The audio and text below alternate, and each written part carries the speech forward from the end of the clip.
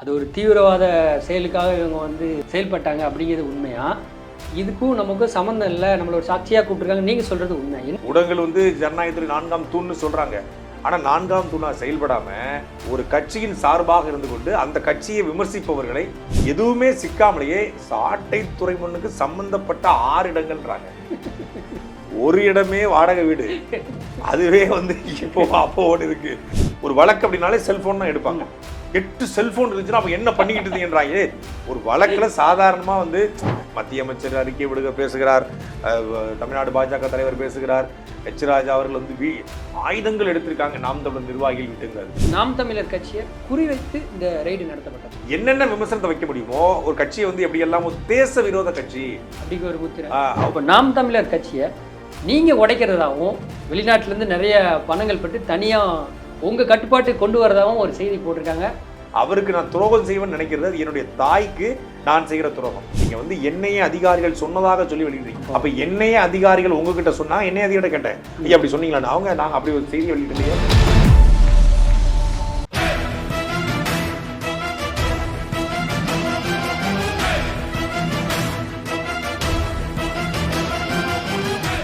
அண்ணா வணக்கம். வணக்கம் தம்பி, எப்படி இருக்கீங்க? நல்லா இருக்கேன். இப்போ ஒரு வாரமாக நீங்கள் தான் தலைப்பு செய்து எல்லாத்துக்குமே இந்த என்ஐஏ ரைடு உண்மை என்னென்ன நடந்தது? இப்போ பத்திரிகை ஊடகத்தில் சொல்கிற மாதிரி அது ஒரு தீவிரவாத செயலுக்காக இவங்க வந்து செயல்பட்டாங்க அப்படிங்கிறது உண்மையா? இல்லை இதுக்கும் நமக்கும் சம்மந்தம் இல்லை, நம்மளோட சாட்சியாக கூப்பிட்டுருக்காங்க நீங்கள் சொல்கிறது உண்மையா? என்ன நடந்தது உண்மையில்? அதான் பத்திரிகை பார்க்குற மக்களுக்கு வந்து பத்திரிகை சொல்வது தான் உண்மையாக தெரியும். இப்போ நானும் வந்து இந்த வழக்கில் வந்து சாட்சியாக நம்மளை அழைக்காமல் இருந்திருந்தா, நம்ம வீட்டுக்கு சோதனை வராமல் இருந்தால், நம்ம வந்து விசாரணைக்கு போகாமல் இருந்திருந்தா, பத்திரிகை சொல்கிறதெல்லாம் நம்ம நம்பியிருப்போம். ஆமாம், பத்திரிகை சொல்கிறது சாட்டை துறைமுகனுக்கு பல கோடி ரூபாய் பணம் வந்திருக்கிறது, ஆயுத புரட்சிக்கு வந்து தயார்படுத்தினாங்க, அப்படிலாம் பத்திரிகையில் வர்ற செய்தி தான் நம்ம நம்பியிருப்போம். பத்திரிகைகள் மீது நமக்கு ஒரு பெரிய மதிப்பு மரியாதையும் இருக்கிறது. ஏன்னா ஒரு காலத்தில் மக்களுக்கான வந்து செய்தியை புத்தகங்களில் படிக்க மக்கள் வந்து புத்தகம் படிப்பதற்கான வாய்ப்பு ரொம்ப குறைவாக இருந்தது. ஒரு வரலாற்றை போய் தேடி போய் ஒரு நூலகத்தை படிக்க வாய்ப்பு இருந்தது. அப்படி எழுத படிக்க தெரியாத மக்களுக்கு கூட எழுத்துக்கூட்டி படிப்பதற்கு பத்திரிகைகள் மட்டுமே காரணமாக இருந்தது. சுதந்திரம் அடைஞ்சதையே பத்திரிகை பாய்ச்சி தெரிந்து கொண்ட மக்கள் தான் அதிகம். இப்போ இன்றைக்கி ட்விட்டரு, ஃபேஸ்புக்கு, இன்ஸ்டாகிராமு, வாட்ஸ்அப்பு எவ்வளவோ சமூக வலைதளங்கள் வளர்ந்துருச்சு, லைவ் அப்டேட்ஸ் வந்துருச்சு. ஆனால் அன்றைக்கி வந்து பத்திரிகை தான் செய்தி. நீங்கள் முதல் நாள் சென்னையில் ஒரு அறிவிப்பு வரவிட்டா மறுநாள் வந்து திருநெல்வேலியில் இருக்கக்கூடிய கடைக்கோடி மக்களுக்கு வந்து அந்த அறிவிப்பு பத்திரிகை தெரிஞ்சுக்குவாங்க. திமுக போன்ற கட்சிகள்லாம் கட்சியை விட்டு நீக்கப்பட்டதையே பத்திரிகைலாம் தெரிஞ்சுக்குவாங்க. அப்படி எல்லாமே பத்திரிகை தான். பத்திரிகை திறந்தால் வந்து என்ன செய்தி போட்டிருக்காங்க, இந்த ஊர் நம்ம ஊரை பற்றி என்ன இருக்குது, இந்த கொலை வழக்கை பற்றி இருக்குதா, முக்கியமான செய்திலாம் அப்படி தெரிஞ்சுட்டாங்க. ஆனால் இன்றைக்கி பத்திரிகைகளுக்கு வந்து செய்தி வந்து வறட்சி ஆயிடுச்சு, பஞ்சம் ஆயிடுச்சு. ஏன்னா சோசியல் மீடியாவுடைய தாக்கம் வந்து அபரிதமான ஒரு தாக்கம் ஏற்பட்டுச்சு. ஏன்னா உள்ளங்கையில் உலகம் வந்துருச்சு, கூகுளில் உடனே வந்துருச்சு. இன்றைக்கி இந்தோனேஷியாவில் சுனாமி வந்து எவ்வளோ வேகத்தில் வந்திருக்கு, எவ்வளோ தாக்கத்தை ஏற்படுத்துக்குன்னு பார்க்கலாம். அமெரிக்காவில் வந்து பிரசிடென்ட் என்ன பேசிகிட்டு இருக்காருங்கிறத உடனே லைவில் பார்த்துடலாம். ஒரு ஓட்டிங்காக உடனே பார்த்துடலாம், ரிசல்ட்டாக உடனே பார்த்துடலாம்.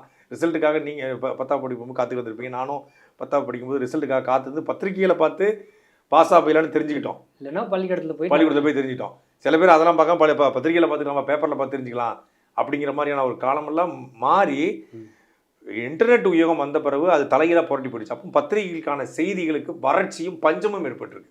இப்போ இந்த வறட்சி பஞ்சத்துடைய வெளிப்பாடு என்ன பண்ணுறாங்கன்னா, ஏதாவது ஒரு செய்தி கிடைக்கும்போது அந்த முன்னாடி இந்த மஞ்சள் பத்திரிகைன்னு சொல்லுவாங்க இல்லையா, ஒரு பரபரப்பை சுவாரஸ்யத்தை கூட்டுவதற்காக அவங்க எழுதுவாங்க. கிசுக்கள் வந்து முன்னாடி வந்து பத்திரிகையில் ஏதாவது ஒரு ஓரத்தில் இருக்கும், வெள்ளி மலர், வார மலர், மாலை மலர் அப்படின்னு சின்ன ஓரமாக இருக்கும். இன்றைக்கி ஒட்டுமொத்தமான பத்திரிகையே அந்த கிசுவாக மாறிடுச்சு. சுவாரஸ்யத்திற்காக எழுதுவது, அதில் தங்களுக்கு பிடிக்காத நபர்களை வஞ்சம் வைத்து பழி தீர்ப்பது, அரசியல் நிலைப்பாடு கொண்டு இப்போ நான் ஒரு சித்தாந்தத்தை ஏற்றுக்கொண்டு பயணிக்கிறேன், அப்போ எனக்கு நேர் எதிர் சித்தாந்தத்தை பயணிக்கக்கூடிய ஊடகங்களாக மாறிடுச்சு. ஒவ்வொரு ஊடகத்துக்கும் ஒவ்வொரு சித்தாந்தம் வந்து உருவாயிடுச்சு. ஊடகங்கள் வந்து ஜனநாயகத்துறை 4ஆம் தூண்னு சொல்கிறாங்க. ஆனால் 4ஆம் தூணாக செயல்படாமல் ஒரு கட்சியின் சார்பாக இருந்து கொண்டு அந்த கட்சியை விமர்சிப்பவர்களை அரசியல் ரீதியாக வீழ்த்தாமல் தனி மனித ரீதியாக விமர்சனம் அப்படி பண்ணணும், வீழ்த்த வேண்டும் என்பதற்காகவே திட்டமிட்டு ஊடகங்கள் அவங்களுக்குன்னு ஒரு குடும்பம் இருக்கும், அந்த குடும்பத்துக்காக இந்த செய்தியை படிப்பாங்க, பார்ப்பாங்க என்று எதை பற்றியும் யோசிக்காமல் குறைந்தபட்ச அறம், குறைந்தபட்ச நியாயம், குறைந்தபட்ச தர்மம், எந்த விதமான இது இல்லாமல் இந்த ஊடகங்கள் வந்து அவ்வளவு தரந்தாழ்ந்து போனதை தான் நம்ம வந்து இந்த செய்திகளில் என்னால் உணர முடிஞ்சுது.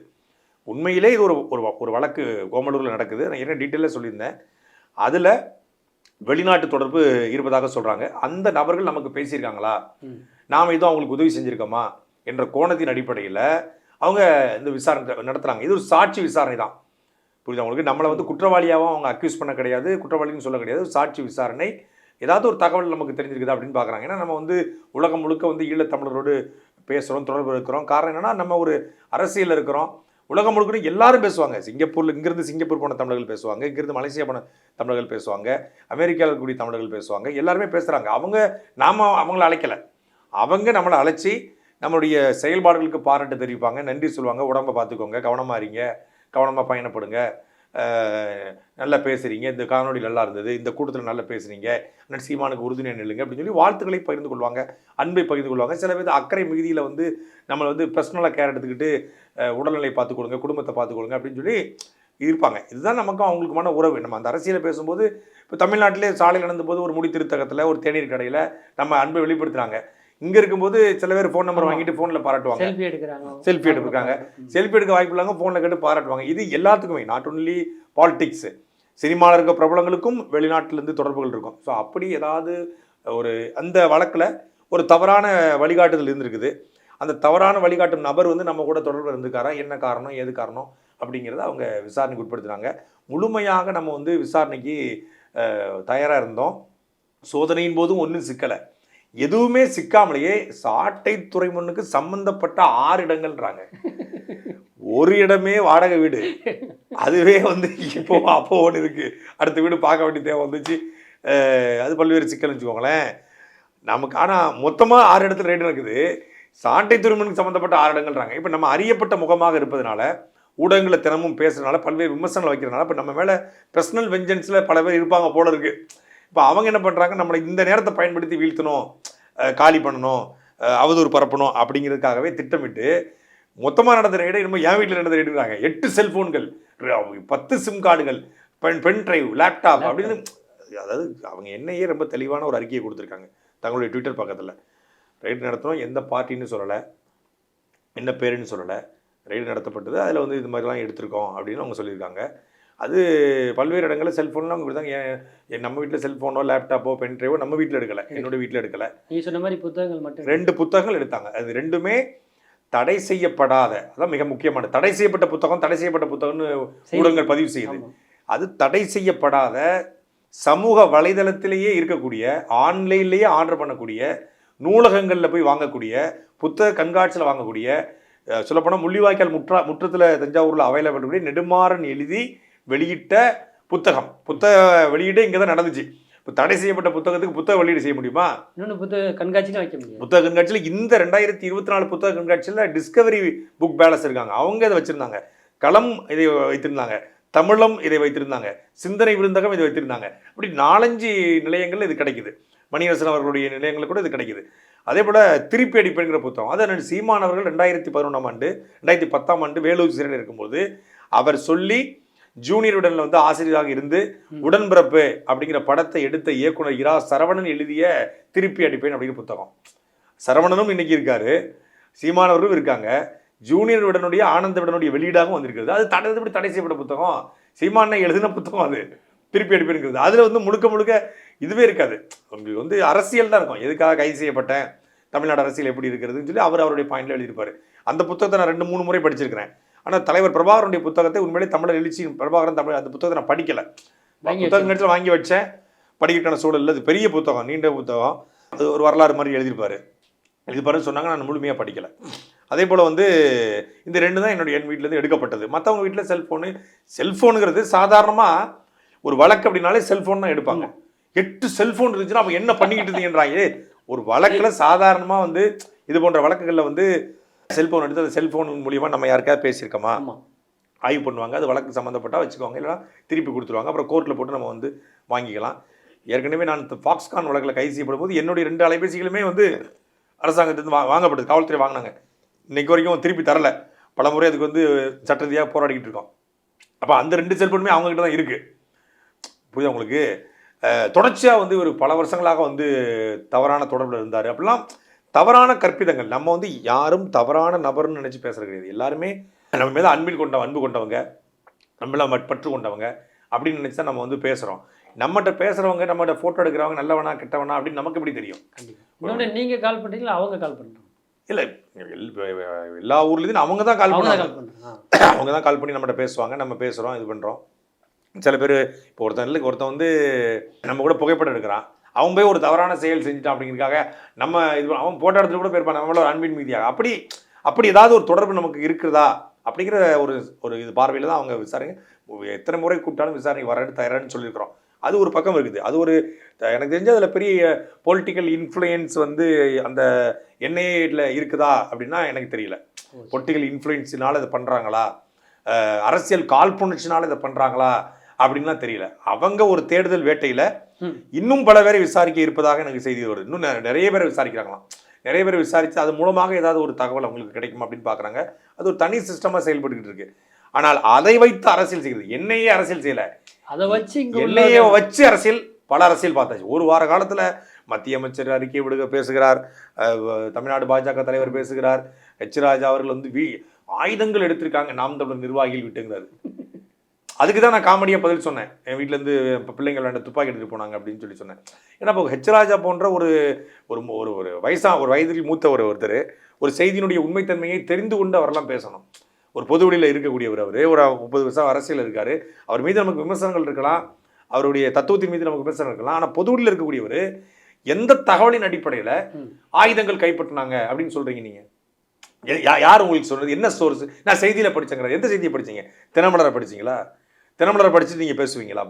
அப்போ ஹெச் ராஜா வீட்டில் வந்து தடை செய்யப்பட்ட ஒரு கடுமையான வெடிகுண்டு மருந்துகளாக இருக்குன்னு சொல்லி நான் வீடியோ போட்டால் நீங்கள் ஏற்றிருப்பீங்களா?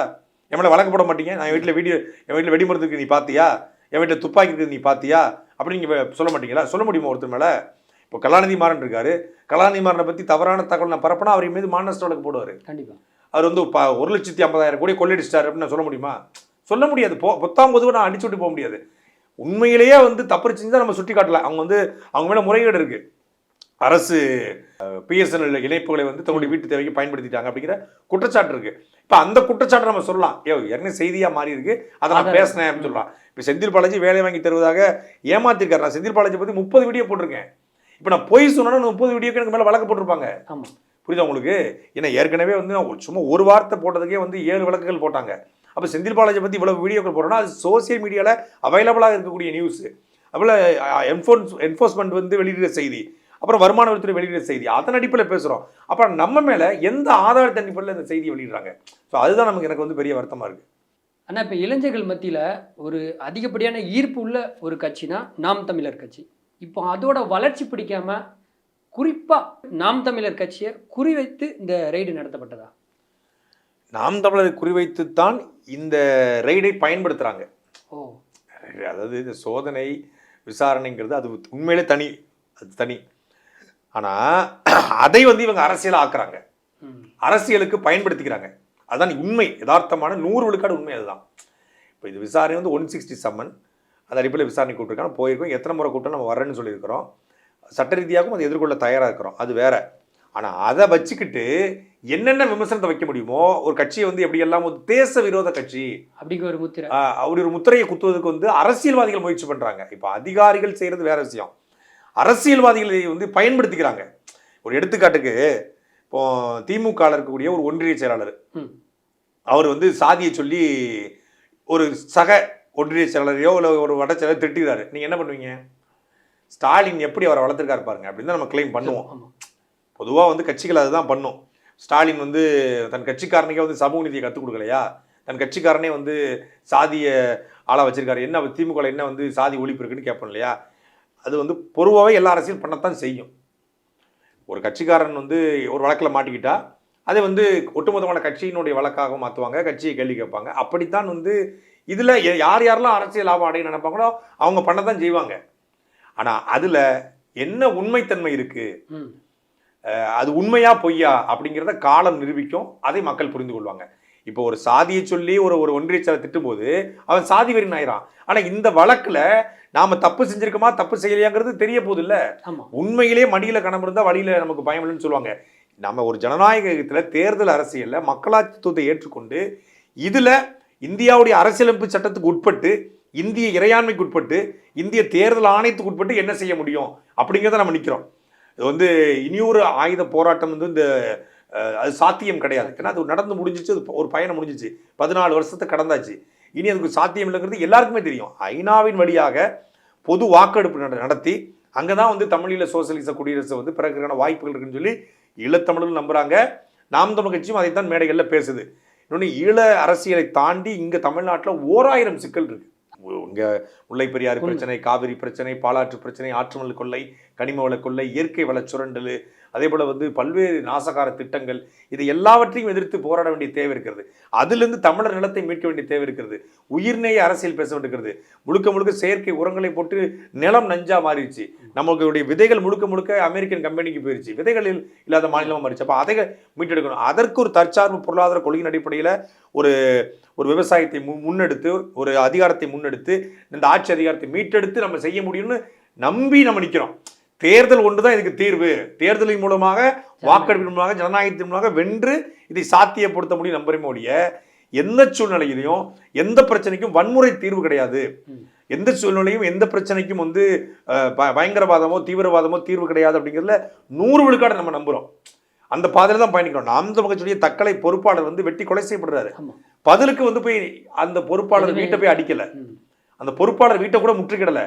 நாகர்கோயிலில் மாவட்ட ஆட்சியர் அலுவலகத்தை முறைப்படி அனுமதி வாங்கி ஒரு கண்டன ஆர்ப்பாட்டத்தை நிகழ்த்தணும். ஒரு கொலைக்கு தீர்வு, ஒரு கொலைன்னு நாங்கள் சொல்லலை, ஒரு கொலைக்கு சட்டத்தின் வழியாக தீர்வு தான் பார்க்குறோம். அதே போல தான் நாம் தமிழ் கட்சியுடைய பேச்சாளர்கள் தாக்கப்பட்டாங்க. காளியம்மாள் அவர்கள், ஹிம்லர் அவர்கள், இடுமான கார்கன் தாக்கப்பட்டாங்க. பதிலுக்கு நாங்கள் அவங்க மீது வழக்கு கொடுத்து சிறைப்படுத்த நினைச்சோம். தலைவர் பிரபாகரனை பற்றி ஒருத்தர் எழுதிய போது கூட அவருக்கு வந்து புத்தகத்தை கொடுத்து திருத்தம் தான் நினைச்ச மொழியை போய் அடிக்கணும்னு நினைக்கல. பட் அவங்க தவறான வழக்கு போட்டாங்க. எப்பவுமே வந்து அறத்தின் வழி நின்று தான் எல்லாத்தையும் சாத்தியப்படுத்த முடியுதான் நம்ம நம்புகிறோம். ஆனால் நம்ம மீது ஒரு தவறான பிம்பம் வந்து கற்பிக்கப்படுகிறது. அதை உடைத்து இந்த தேர்தலில் நாம் தமிழ் கட்சி மக்கள்கிட்ட எவ்வளவு பெரிய செல்வாக்கு பெற்றிருக்கு அப்படிங்கிறத கண்டிப்பாக நிரூபிக்கும். ஒரு முக்கியமான செய்தி இதுதான், ரொம்ப பரபரப்போட உச்சக்கட்டம்.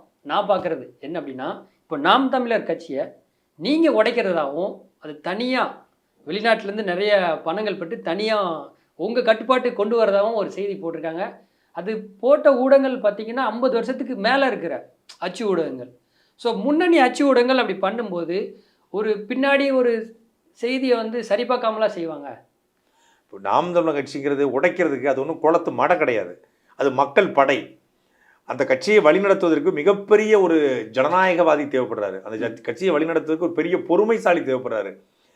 இன்றைக்கு அரசியலில், தமிழ்நாட்டு அரசியலில் அண்ணன் சீமானை போன்ற ஒரு ஜனநாயகவாதி, அண்ணன் சீமானை போன்ற ஒரு பொறுமைசாலி இருக்கவே முடியாது.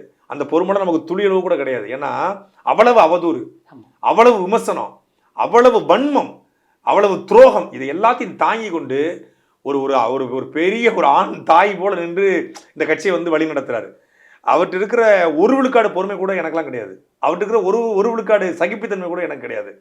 அவர் என்ன சொல்லுவார்? சகிப்புத்தன்மை கொண்டு வா, பொறுமை கொண்டு வா அப்படின்னு சொல்லுவார். அது நம்மகிட்ட கிடையாது. நாம் இந்த கட்சியில் இருக்கக்கூடிய லட்சக்கணக்கான தம்பிமார்களை, லட்சக்கணக்கான சீமானுடைய தளபதிகளை நானும் ஒரு கடைக்கோடி தம்பின்னு கூட நான் வச்சுக்கலாம். அப்படி தான் நான் என்னை எப்பவுமே கருதுவேன்.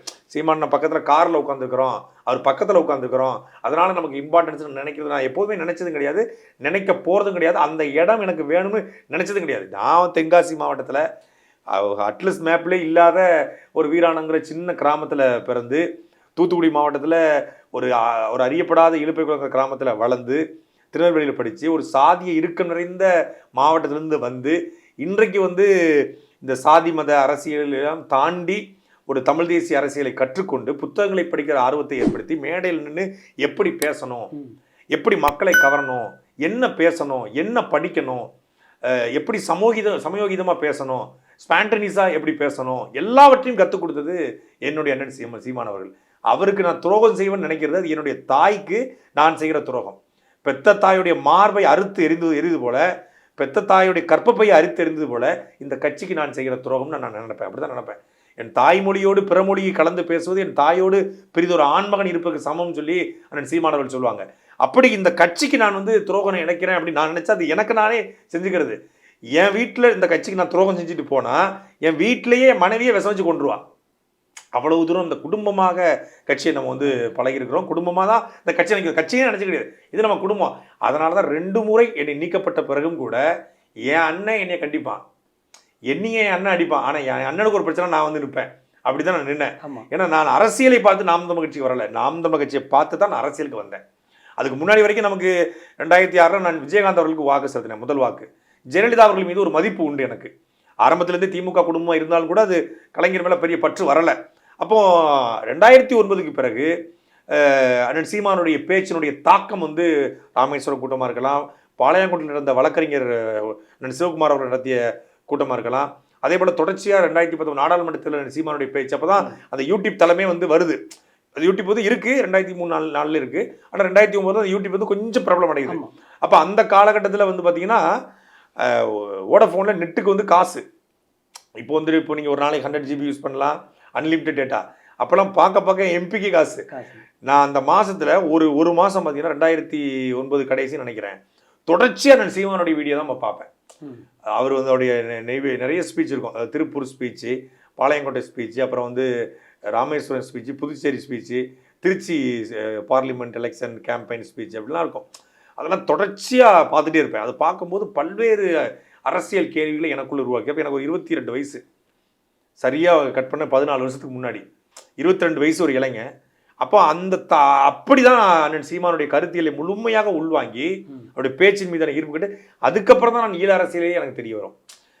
சீமான் எல்லாரும் சொல்லுவாங்க பிரபாகரன் காட்டிய தலைவர் சீமான், எனக்கு பிரபாகரனையே தலைவராக காட்டியது சீமான் தான். அப்படி தலைவர் இருக்காரு, அப்படி தலைவர் போராடுறாரு, ஈழங்குற ஏதோ தமிழீழத்துக்காக ஒருத்தர் போராடிட்டு இருக்காரு கேப்டன் பிரபாகரன் அப்படின்னு சொல்லுவாங்க. அவ்வளோதான். அந்த அளவுக்கு தான் நமக்கு அது புரிதல் இருக்கும். இன்னைக்கே பல பேருக்கு தலைவர் பிரபாகரனை பற்றி தெரியறதுக்கான வாய்ப்பு இல்லை, தெரியும் இல்லை. அண்ணன் சீமான் அவர்கள் தான் அதை வந்து மேடைத்தோறும் போய் முழங்கினாங்க, பேசினாங்க. அப்போ அதை தாண்டி இங்கே இருக்கக்கூடிய மொழி, இனம், பண்பாடு, கலாச்சாரம், அரசியல், நம்மளுடைய அண்ணன் சீமான் கூட சொல்லுவாங்க, என்னுடைய வாலி காணாமல் போயிட்டு சொல்லி கிணத்துக்குள்ள எட்டி பார்த்தேன், உள்ளே பார்த்தா என் தலைமுறையே உள்ளே இருக்குது அப்படிம்பாரு. அது மாதிரி நம்முடைய சோழருடைய பெருமை, பாண்டியர்களுடைய பெருமை, சேரருடைய பெருமை, புலித்தேவன், மருதுபாண்டி, தீரன் சின்னமலை, அழகுமுத்துக்கோன், வெண்ணிக்காலடி, சுந்தரலிங்கம், வேலுநாச்சியார், முத்துராமலிங்க தேவர், காமராஜர், கக்கன், ஜீவானந்தம், சிங்காரவேலர், அண்ணல் தங்கோ, கியாப்பை விஸ்வநாதன், மாப்போசி, எல்லாருடைய பெருமைகளையும் இவரெல்லாம் இனத்துக்கு உழைத்த முன்னோர்கள், கிளப்பலு சின்னசாமி, விராலிமலை சண்முகம், கீரனூர் முத்து, இப்படி விருகம்பாக்கம் அரங்கநாதன், தாளமுத்து நடராசன், எல்லாருடைய பெருமைகளையும், பாரதிதாசன் பாடல், பாவேந்தர் பாடல், எட்டமலை சீனிவாசன், ஆயத்தச பண்டிதர், எல்லாரையும் கொண்டு போய் எங்களுக்கு என்னை போன்ற இளைஞர்களுக்கு அறிமுகப்படுத்தியது அண்ணன் சீமானவர்கள் தான். எட்டமலை சீனிவாசனார்னா அவர் வந்து பறையருக்கான தலைவர், அயோத்தியாச பண்டிதனா அவர் பறையரு, முத்துராமலிங்க தேவரா அவர் தேவர், அழகுமுத்துக்கோனா அவர் கோனாரு, தீரன் சின்னமலையா கவுண்டரு அப்படின்னு அடையாளப்பட்டிருந்த இடத்துல இவங்க எல்லோருமே தமிழ் முன்னோர்கள், தமிழுக்காக இனத்துக்காக உழைத்தவர்கள் அடையாளப்படுத்தி வாவு சிதம்பரம் பிள்ளை வந்து மாடு கூட இழுக்க திறந்துகிற செக்கை இழுத்தான் என் பாட்டம் வாவுசி அப்படின்னு சொல்லி ஒரு முறுக்கேற்றி ஒரு உரிமையோடு எல்லாரையும் பார்க்க வச்சுதான் அண்ணன் சீமான் தான். அவருக்கு நம்ம எப்படி துரோகம் செய்வோம்? அப்போ அது அப்பட்டமான ஒரு பச்சை பொய்ய, ஒரு வதந்தியை, ஒரு அவதூறை அவங்க நினைக்கிறாங்க போல இருக்கு. அப்படிலாம் கட்சி உடையணும்னு. இப்போ கட்சியை உடைக்கிறதுனா இது வந்து ஒரு 10-20 எம்எல்ஏ இருக்கு, 10 எம்எல்ஏ பிரிச்சுட்டு போறாங்கன்னா ஓபிஎஸ் பிரிச்சுட்டு போனாரு, டிடிபி போன தனியாக போனாரு, திமுகலேருந்து மதிமுக தனியாக வந்துச்சு, 10-13 மாவட்ட செயலாளர் வச்சுக்கிட்டு. அப்படி இன்னைக்கு பல்வேறு கட்சிகள் இந்தியா முழுக்க அதிகாரத்தில் இருந்த கட்சிகள் வந்து உடையணும். அதிகாரத்துக்கே வரல இன்னும் ஒரு மேயராகி, துணை மேயராகி, மேயராகி, அதுக்கப்புறம் சட்டமன்றத்துக்கு போய், அப்புறம் பாராளுமன்றத்துக்கு போய், அப்புறம் அதிகாரத்துக்கு வந்து எவ்வளவோ பெரிய ப்ராசஸ் இருக்கு. ஒரு நீண்ட பயணம். நம்ம காலத்துல ஒரு நல்ல ஆட்சி வந்துருங்கிற நம்பிக்கையில ஒரு பெரிய ஒரு இலக்கை நோக்கி நாங்கள் பயணப்படுகிறோம். எங்களுடைய சொந்த பணத்துல நம்ம ஊர் வீரான இருக்கு, சொந்த வீடு இல்லை, இடம் இருக்கு, வீடு இல்லை. இந்த மலைக்கு கூட தாங்காதுங்கிற நிலைமை தான் இருந்துச்சு. உண்மையிலேயே இந்த வெள்ள நிவாரணத்துல நான் வந்து வெள்ள நிவாரணம் கொடுத்துட்டு இருக்கேன். ஆமா, திருநெல்வேலியில எல்லாம் இங்க சென்னையில ஃபுல்லா கொடுத்துட்டு இருக்கோம். சென்னையில் வீடு இடிஞ்சிருந்தா யாராவது சொல்லுங்க, நான் உதவி செய்கிறேன்னு சொல்லி சாட்டியில் நான் வீடியோ போட்டேன். நேராக ஊர்லேருந்து போன போட்டு ஊரில் யாராவது வீடு இடிஞ்சிருந்தா சொல்லுங்க, நான் சாட்டையில் வந்து நிதி கலெக்ட் பண்ணி உங்களுக்கு தரேன்னு சொல்கிறேன். முதல்ல வீராணத்திற்கு வீட்டை கட்டி கொடுறாங்கிறாங்க அம்மா அப்பாவும். அந்த அளவுக்கு தான் நம்மளுடைய நிலைமை. இந்த எல்லாரும் வந்து வெள்ளம் வந்தால் ஊருக்குள்ள தண்ணி வந்துடும்னு பயந்தாங்க. நான் சத்தியமாக வீடு இடிஞ்சு விழுந்தா அப்பா அம்மாவுக்கு ஏதாவது ஆயிடக்கூடாது. ஒரு சின்ன ஒரு 20-20 10-10 ரூம் தான் இருக்கும், ஒரு கூரை வீடு. நீங்கள் பார்த்தீங்கன்னா அப்படி இருக்கும். அதனால வீராணத்துக்கு ரைடுக்கு போங்கன்னு சொன்னேன். அந்த வீட்டில் தான் 2 பேருமே இருக்காங்க. நான் ஒரு திருச்சியில் வாடகை வீட்டில் இருக்கேன். நான் ஒரு நடுத்தர குடும்பம். நான் படித்து என் தம்பியை படிக்க வச்சு, என் தங்கச்சியை படிக்க வச்சு, கல்யாணம் முடிச்சு கொடுத்து, நானே எனக்கு செலவு பண்ணி சம்பாதிச்சு கல்யாணம் முடிச்சு, இப்போ தான் அப்படி கொஞ்சம் கொஞ்சமாக வாழ்க்கையில் ஒரு தொழில் செய்து மேலே ஏறி வர்றோம்.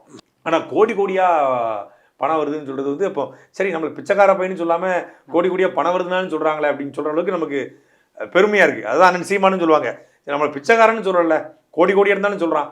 அந்த கோடி எங்கேருந்து வருது, யார் அனுப்புவா? வெளிநாட்டில் உழைக்க போனவங்க, கஷ்டப்பட்டு உழைக்கிறவங்க, அவங்களுடைய வாழ்க்கை தரத்தை பார்த்துக்கொள்வதற்கு அவங்களுக்கு போதும் போதுன்னு இருக்கும். அவன் எப்படி கோடி கோடி அனுப்புவான்? நீங்கள் அதே போல் சிங்கப்பூரில் இருக்கவங்க, அரபு நாட்டில் இருக்கவங்க ஏதோ ஒரு கடன் வாங்கி தான் வேலைக்கு போயிருப்பான். அவனுக்கு வீடு கட்டணும், மனைவிக்கு இப்போ நகை செய்யணும், தங்கச்சியை கட்டி கொடுக்கணும், அவனுக்கு பல்வேறு கமிட்மெண்ட் இருக்கும். அதற்கு இடையில அவன் நாம் தமிழ் கட்சி இருக்கிறதுனால ஏதோ ஒரு கூட்டங்களுக்கு அவனால் முடிஞ்ச ஒரு 5000 10,000 கட்சியுடைய வங்கி கணக்குக்கு, அந்த மாவட்ட செயலாளருக்கு, பொறுப்பாளர்களுக்கு அவங்க தனிப்பட்ட முறையில் அனுப்புவாங்க, கொடுப்பாங்க. ஒரு கூட்டத்துக்கு வந்து அவங்க வந்து கொடுத்துட்டு போவாங்க. நம்ம திருச்சியில் கூட்டம் நடத்துகிறோமா, நம்மளால அவங்கள முடிஞ்ச ஒரு 5000 10,000 கொடுப்பாங்க, அவ்வளோதான். இது எல்லா கட்சிகளும் வந்து க்ரௌட் ஃபண்டிங் முறை வச்சிருக்கிறது. அது முறைப்படி நம்ம கணக்கு காட்டுறோம், ஐடி கட்டுறோம். அதை தாண்டி கோடி கோடிங்கிறது நமக்கே வியப்பா இருக்கு. என்னடா உண்மையில நம்ம பேரை சொல்லி வேற எவனும் வாங்கிட்டானடா அப்படின்னு. தனிப்பட்ட முறையில் உங்களுக்கு கோடி, அது சட்டை துறைமுக மட்டும் தான் பல கோடி வந்திருக்கு. நான் என்ன பல கோடி வரல, நம்ம பேரை சொல்லி வேற எவனும் ஆட்டையை போட்டாடான்னு தான் யோசிக்க தோணுது. செய்திங்கிறது உண்மை கிடையாது. உண்மை இல்லை, ஒரு விழுக்காடு கூட உண்மை இல்லைங்கிறதா அது உண்மை. அப்போ இந்த பத்திரிகையை வந்து எழுதுறதுக்கு காரணம் என்னன்னு நினைக்கிறேன்? அதான் நான் முதல்ல சொன்னல, இது முழுக்க முழுக்க வன்மம் முழுக்க முழுக்க செய்தி வறட்சி நான் பார்க்குறேன். வன்மம் என்பதை தாண்டி வன்மத்துடைய வெளிப்பாடை நம்ம வந்து பல்வேறு இடங்களில் உணர்ந்து கொள்ள முடிகிறது. அவங்க போடுற புகைப்படத்திலிருந்து எவ்வளவு வன்மமாக நம்ம மேல இருக்காங்க, எவ்வளவு காழ்ப்புணர்ச்சியோடு இருக்காங்க, இதை வச்சு வீழ்த்திடணும், இதை வச்சு காலி பண்ணிடணும்னு நினைக்கிறாங்க. அப்போ ஒரு குற்றச்சாட்டை வைத்து ஒருத்தனுடைய வாழ்க்கையவே முடிச்சிடணும். அது குற்றச்சாட்டு தான், இது உண்மைத்தன்மை கிடையாது. ஏன்னா உண்மைத்தன்மை 100 விழுக்காடு இல்லைன்னு நான் அடிச்சு சொல்லுவேன். 100 விழுக்காடு கிடையாது. அதில் நாங்கள் அதிகாரிகள்ட்டையும் அடித்து பேசி சொல்லியிருக்கிறோம், நேர்மைத்தன்மையோடு பதிவு செஞ்சுருக்கிறோம், எங்கே வந்தாலும் சொல்ல தயாராக இருக்கிறோம், நீதிமன்றம் சொன்னாலும் அதை சொல்ல தயாராக இருக்கிறோம். 100 விழுக்காடு நம்ம வந்து ஒரு ஜனநாயக அரசுக்கு தான் நிற்கிறோம் ஒழிய எந்த தவறான பாதைக்கும் போல எந்த தவறான நபரையும் ஆதரிக்கலை, ஏற்கவும் செய்யலை. ஆனால் அப்படி ஒரு பிம்பத்தை காட்டி நம் மீதான இமேஜை உடைக்கிறது, அதே போல் கட்சியினுடைய பேரை வந்து காயப்படுத்துறது, இவர்கள் பிரிவினைவாதிகள்னு காட்ட முயற்சிவது. இப்படிங்க ஊழல் பண்ணியிருந்தா கோடி கோடியாக பணம் வந்திருந்தா என்ன ஐயா இதாக வரும், என்னையே வரும், இடி வரும், இன்கம் டேக்ஸ் வரும்.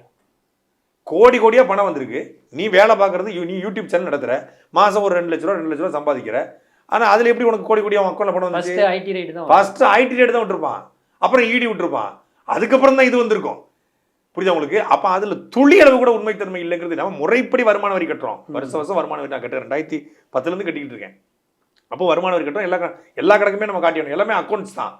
அப்படி கோடி கோடியாக பணம் வந்திருந்தா ஏதாவது சொத்துக்கு வாங்கி போட்டுக்கணும்ல, நமக்கு எதுவும் பின்னாமி நம்மளே ஒரு லோனுக்கு அல்லாடிக்கிட்டு இருக்கோம். புரியுதா உங்களுக்கு? சிவில் ஸ்கோர்லாம் நல்லா இருக்கு, ஆனால் வழக்க காரணம் காட்டி லோன் ரிஜெக்ட் பண்ணுறாங்க. சிவில் ஸ்கோர் நல்லா இருக்கு, கிரெடிட் எல்லாமே நல்லா இருக்கு, டிரான்சாக்ஷனும் நல்லா இருக்கு. அதாவது நமக்கு ரெவன்யூ, யூடியூப் ரெவன்யூ, அதனால அதை ஒரு இதாக சோர்ஸ் ஆஃப் இன்கமாக காட்டுறோம். ஒரு காரு, இந்த காரு கொஞ்சம் பழசாயிடுச்சு, வேற கார் வாங்கலான்னு போனால் கூட வழக்கு இருக்கு, அதனால உங்களுக்கு வந்து இது லோன் தர முடியாது, எப்போ வேணாலும் ஜெயிலுக்கு போயிடுவாரு அப்படின்னு நினைக்கிறாங்க. திடீர்னு ஜெயிலுக்கு போயிட்டா யார் லோன் கட்டுறது அப்படி ஒரு கேள்வி இருக்குல்ல. அதுக்கு பயந்துக்கிட்டு நிறைய நிறுவனங்கள் வந்து லோன் ரிஜெக்ட் பண்ணுது. இப்போ தான் முயற்சி பண்ணிக்கிட்டு இருக்கோம். ஸோ அதுதான் நம்மளுடைய வாழ்க்கை நிலைமை.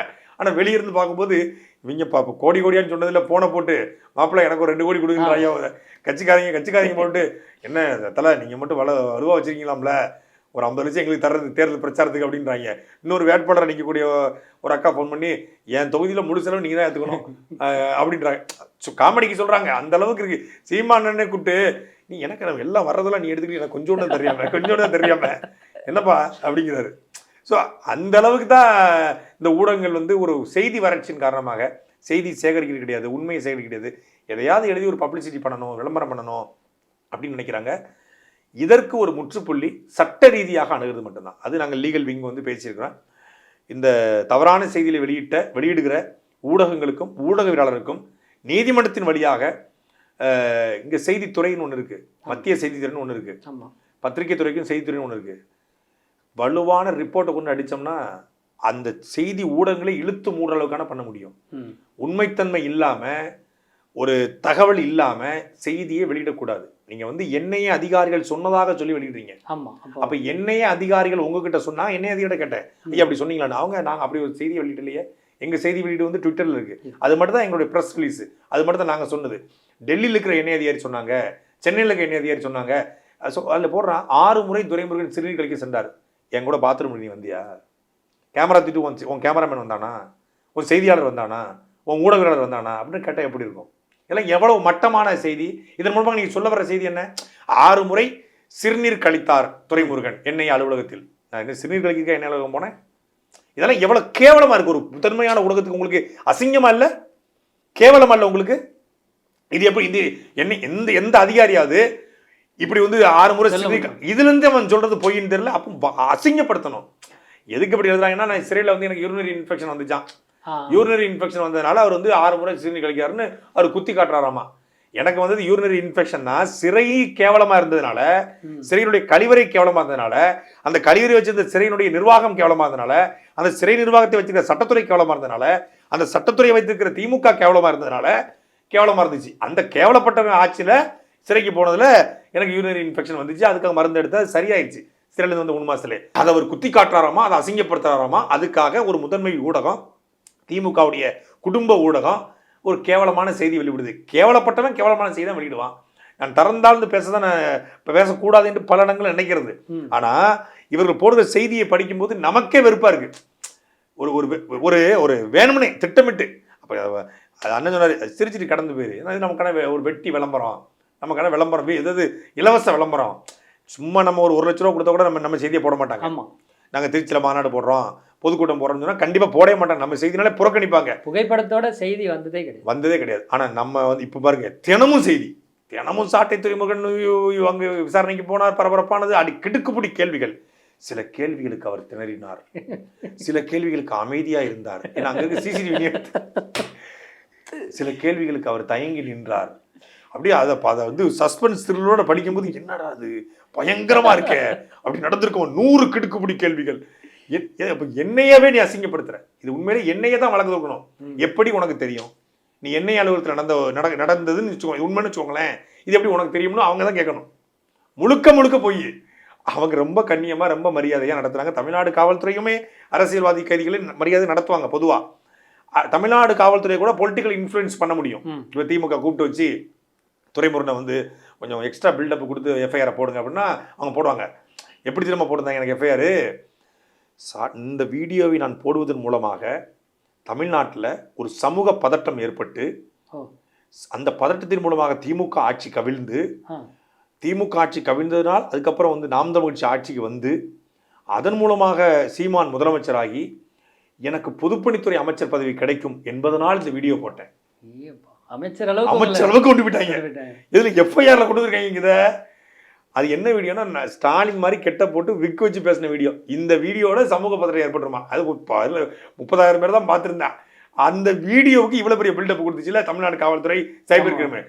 அது மாதிரி என்ஐஏ பண்ணதுக்கான வாய்ப்பு இல்லை. ஸோ கட்டுக்கதைகளையோ புனைவுகளையோ அவங்க வந்து ஒரு டேட்டா அடிப்படையில் விசாரிக்கிறாங்க. விசாரணைக்கு நம்ம ஒத்துழைச்சிக்கணும், அவ்வளோதான். அப்போ அங்கே நடக்கிறது ஒன்றா இருக்கு, இவங்க வெளியே போகிறது அப்படியே தலையில் இருக்கு. இது முழுக்க வன்மமாக தான் பார்க்கணும். இப்படி உங்க மேல தனிப்பட்ட முறையில் தாக்குதல் நடத்த என்ன காரணம்? அதோ பர்சனல் லைஃப் வெஞ்சர் அப்படின்னு சொல்லுவாங்க, தனிப்பட்ட தாக்குதல். தொடர்ச்சியாக சமூக ஊடகங்களில் திமுகவுடைய தவறுகளை சுட்டி காட்டுறோம். நம்ம காணொலிக்கின்ற ஒரு உண்மைத்தன்மை இருப்பதனால மக்கள் நம்மளை நேசிக்கிறாங்க, மக்கள் அதிகமாக பார்வை பார்க்குறாங்க. அப்போ அது வந்து அவங்களுக்கு ஒரு பெரிய குடைச்சலை ஏற்படுத்துது. இந்த தேர்தல் பிரச்சார காலங்களில் வந்து நம்ம பேசும்போது ஒவ்வொரு மேடைகளையும் பேசும்போது ஒரு பெரிய தாக்கத்தை ஏற்படுத்தும். அதே போல் என்ன மட்டும் வீழ்த்தணும்னு நினைக்கல, என் மூலமாக நாம் தமிழ் கட்சியும் டேமேஜ் பண்ணணும், நான் சீமானவர்களையும் டேமேஜ் பண்ணணும். அதன் மூலமாக இந்த தேர்தலில் குறைந்தபட்சம் நாம் தமிழ் கட்சி வாக்குகளை வந்து குறைக்கணும். நாம் தமிழ் கட்சி கடந்த முறை வாங்கியதை விட பல மடங்கு வாக்குகளை இந்த தேர்தலில் வாங்கிறோம் அப்படிங்கிற பயம் இருக்கிறது. அப்போ அந்த வாக்கை ஏதோ ஒரு விதத்தில் குறைக்கிறதுக்கு எவ்வளவு அவதூற பண்ண முடியுமோ அவ்வளவு அவதூறை திட்டமிட்டு பண்றாங்க. ஏற்கனவே வந்து ஒரு 2 பெண்களை வைத்துக்கொண்டு ஒரு 3 மாதமா விளையாடுறாங்க இந்த ஊடகங்கள். எவ்வளவுன்றீங்க? இதே ஊடகங்கள் தான் அவ்வளவு அசிங்கமா அவ்வளவு ஆபாசமா 1 மாசம் பிரேக்கிங் போட்டுச்சுங்க. அதுல 5 பைசாவுக்கு அம்மன் ஜல்லிக்கு பிரயோஜனம் இல்லை. அதே மாதிரிதான் இதுவும் அம்மன் ஜல்லிக்கு பிரயோஜனம் இல்லை. இப்ப விஜய் வந்து நடிகர் விஜய் வந்து அரசியலுக்கு வந்துட்டாங்க, கட்சி பேரும் அறிவிச்சாச்சு. இப்போ அதுக்கு அடுத்தபடியா ஒரு நடிகர் விஷால் அவங்களும் கட்சி தொடங்குதா அறிவிச்சிருக்காங்க. அதை பத்தி நினைக்கிறேன். விஜய் அவர்கள் வந்து ஒரு 2 ஆண்டு காலமாக அதுக்கான பேஸ்மெண்ட்டை போட்டுக்கிட்டது நம்மளால் உணர முடிந்தது. உள்ளாட்சி தேர்தல், நகராட்சி தேர்தல், அதே போல் வந்து சமீபத்தில் அவருடைய விஜய் பயிலகம், விஜய் மருந்தகம், விஜய் உணவகம், நிவாரண நிதி, விஜய் சட்ட மையம், அப்போ நிவாரண நிதிகள் கொடுப்பது, இது பள்ளி பிள்ளைகளுக்கு வந்து பரிசு பொருள் கொடுக்கணும் அவருக்கு ஒரு இது பண்ணார். அப்புறம் தொகுதி வாரியாக தன்னுடைய ரசிகர்களை சந்திச்சார். அப்போ அரசியலுக்கு முழுமையாக வரப்போகிறேன், அதனால் சினிமாவில் நடிப்பதை தவிர்த்து விட்டு நான் முழுமையாக வரப்போகிறேங்கிறத சொல்லியிருக்காரு. இன்னும் கட்சி தொடங்கலை, கட்சி பேர் தான் அறிவிச்சிருக்காரு. அது இன்னும் பதிவு செய்யப்பட்டு அது மாநாடு, கொடி, கோட்பாடு, கொள்கை, மக்கள் சந்திப்பு பல இது இருக்கு. அவர் இந்த மண்ணின் மகன் விஜய் அதில் எனக்கு வந்து மாற்று கருத்து கிடையாது. அவர் அரசுக்கு வரது அந்த கட்சியினுடைய பெயர் தொடங்கி அவருடைய அரசியல் பயணம் வெற்றி பெறணும் அப்படிங்கிறதுல நானும் வாழ்த்துறேன், வரவேற்கிறேன். அவர் ஒட்டுமொத்தமான தேர்தல் அரசியலில் வெல்றதும் தோற்கிறதும் அவர் வந்து மக்கள் ஏற்றுக்கொள்வதும் அது அடுத்த கட்டம். ஆனால் அவருடைய அரசியல் பயணம் வந்து வரட்டும் நம்ம விரும்புகிறோம். அதன் தொடர்ச்சியாக நானும் வருவேன். அது இந்த ஆள் இல்லாத ஊரில் ஏன் புருஷனும் நாட்டாமன்னு சொல்லுவாங்க. அது மாதிரி தமிழ்நாட்டு அரசியலில் வந்து தமிழ்நாட்டுக்கு நல்ல தலைவர்கள் இல்லை அப்படின்னு நினச்சிக்கிட்டு ஏற்கனவே விசால் அவர்கள் வந்து நடிகர் சங்க தேர்தலில், அப்புறம் தயாரிப்பாளர் சங்க தேர்தல்களில் அப்படிலாம் நின்னாங்க. அப்போவே வந்து அவர் அரசியலுக்கு வரப்போகிறாரு அப்படிலாம் சொல்லப்பட்டது. அப்போவும் தேர்தலில் வந்து ஒரு அஃபிடேவிட் ஆர்கே நகரில் போட்டார். ஒரு நடிகராக இருந்து அவர் கூட வந்து ஒரு லீகல் விங் இருந்திருக்கும், ஒரு நடிகர் சங்கத்தில் தலைவராகவும் இருந்தார். ஒரு அஃபிடேவிட்டை தப்பாக எழுதி அதனால் ஆர்கே நகர் இடைத்தேர்தல் ரிஜெக்ட் செய்யப்பட்டார். ஒரு அஃபிடேவிட்டையே ஒழுங்காக எழுத தெரியாத மரியாதைக்குரிய விசால் அவர்கள் அரசியல் கட்சி தொடங்கி என்ன செய்வார் அப்படிங்கிறத மக்களே புரிஞ்சுக்குவாங்க. நன்றி. சாட்டை எடுத்து நாட்டை திருத்து, இளம் தலைமுறை தானே நீ வழி